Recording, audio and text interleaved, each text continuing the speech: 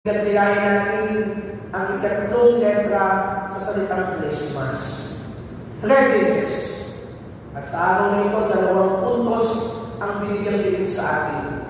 Una, readiness is listening with obedience, not waiting for clarity.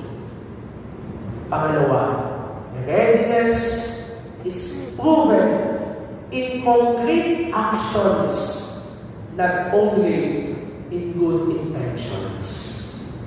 Magandang tanungin natin ang ating sarili. Magandang suriin natin ang ating mga sarili.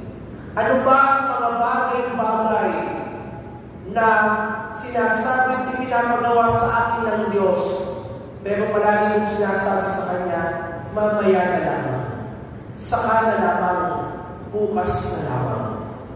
Ano ang mga bagay nito na lagi mong pinagpapabukas, na lagi mong pinagmamamayana?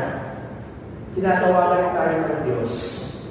Maaaring isang pagpapatawad na hindi pa ibinibigay. Maaaring isang bisyo hindi pa maiwan-iwan. Maaaring isang hakbang sa pananampalataya na lagi mong pinagpapaliban. Kapatid, ito ang isang magandang panahon para tundin natin ang tawag ng Diyos sa atin. Huwag na natin ipagpaliban.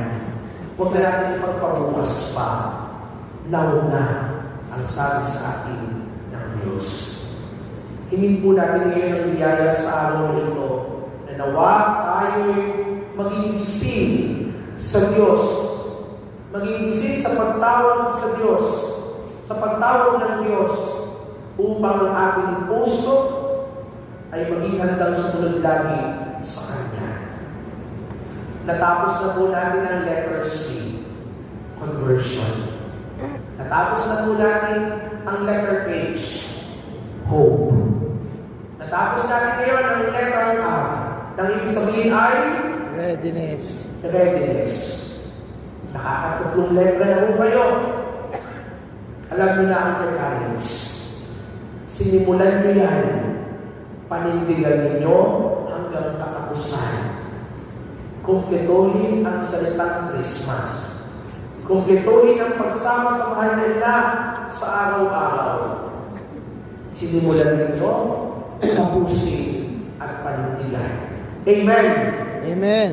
Ngayon, mga kapatid, ito ang tanong sa inyo, aking iiwan.